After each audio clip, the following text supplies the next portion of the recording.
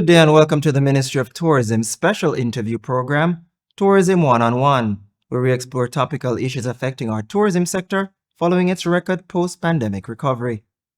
I'm Dr. Kingsley Roberts, your host, and with me today is the winner of the first installment of the Tourism Enhancement Fund's groundbreaking Tourism Innovation Incubator program, Dr. Duane Chambers. Welcome, Dr. Chambers. Thank you very much, Dr. Roberts. Good to meet you and wonderful to be here. Today, we examine his success in the program and how he has been able to turn his innovative idea into a successful business since then. Dr. Chambers, tell us, how did you get involved in the Tourism Innovation Incubator program? I responded to their advertisement online. I had been interested in doing something combining both my passions in medicine and the tourism, and I saw the advertisement online and wrote into them.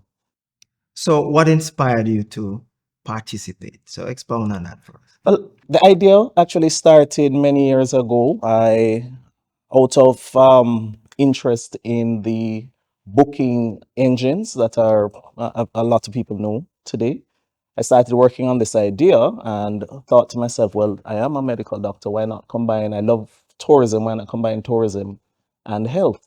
And I thought that I could use my experiences in the medical field to try to improve the experiences for tourists on the island. So, just explain for our viewers then. How does the Tourism Innovation Incubator program work? So you saw the call, the open call, and then what? It's an amazing experience. So they took the idea, a very rough idea, polished it through multiple innovations. We had training in business development. We tested different ideas. We had surveys with tourists coming into our ports. And we eventually settled on an idea that we thought would be commercially viable. So there was guidance from the beginning of the process until the very end. And in fact, up to this day, the Tourism Enhancement Fund is still very involved in guiding me in the different decisions that we make as we develop the business. So you say it was a wonderful experience. Just expound on that for us. So I immediately was contacted. We had to do a pitch, a short pitch, which was judged from multiple entries. Fortunately, I was selected. My pitch was honed in terms of communicating what the business is really about. So we had multiple trainers, multiple people at the Tourism Enhancement Fund basically had a role in picking the ideas that could work and couldn't work. We had multiple hours, many hours, and the tourism minister was involved in many areas, the entire staff of the Tourism Enhancement Fund. What I found really interesting is that we went through the Team Jamaica training. So we learned how the tourism industry really works and how it impacts normal citizens in Jamaica. And I found that extremely enlightening.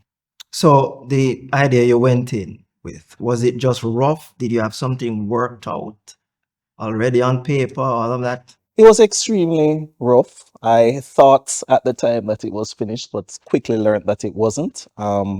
At the time I came into the program, I was interested primarily in medical tourism. Wellness is something that came later, but I, have come to realize how much both aspects of, medical and wellness tourism work together. And of course, wellness tourism for us in Jamaica is easier to implement. And I was advised, and rightly so, that we could use this as a springboard to develop a wider medical and wellness tourism ecosystem. Okay. So some of that came from the training. Definitely. Right. So you mentioned Team Jamaica. So drill down a bit for us now. What other kind of training did you get? All right. So we had a lot of business development coaches. We had, as I said, multiple people from the Tourism Enhancement Fund.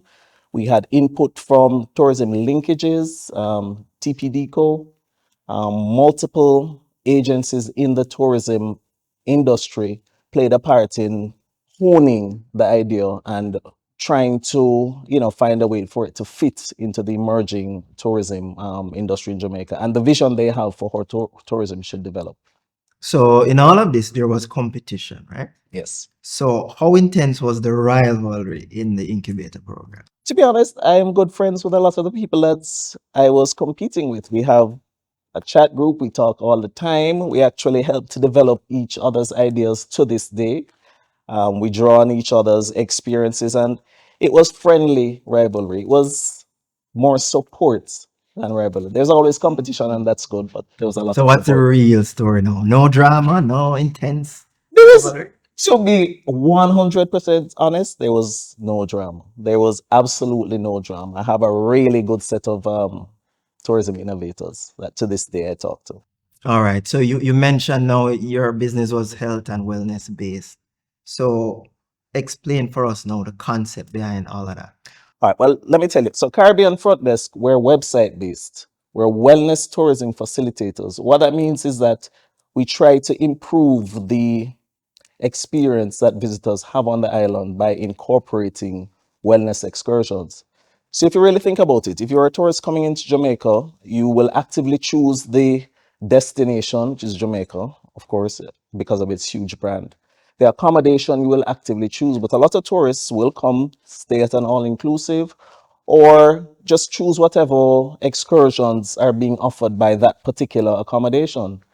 What we have decided to do is create something called a decision tree. So we're working with psychologists, we're working with different therapists, we're working with cosmetic dermatologists, and of course, the wide array of attractions that are available in Jamaica. And the thinking is if we can individualize the experiences that someone comes to the country and participates in, then we can elevate their sense of well-being. So, for instance, our psychologists would we have a short survey which basically, you know, drills down on different personality profiles. If you're very active, outgoing, if you're anxious, stressed, burnt out, and then from the offerings that are already on the island, our spas or holistic therapists, we try to create a vacation experience that can be added to your normal vacation. So we're targeting what we call secondary wellness tourists. And these are tourists who would have a normal vacation in Jamaica, but are open to enhancing that vacation by increasing wellness activities or integrating wellness activities. So how did you realize that gap in the market? Because you're a medical doctor, you're saying. How is it that you realize that that could work? Because I was a tourist. I love traveling. I love going all over the world. And that was the experience that I had. Wherever I went, whatever was available, I would partake in terms of the excursions. But a lot of times they felt, okay, this isn't uniquely me. Normally I wouldn't be doing this, but I'm here, so I might as well. And I thought that the experience could be improved significantly by learning who the tourist is and what they want.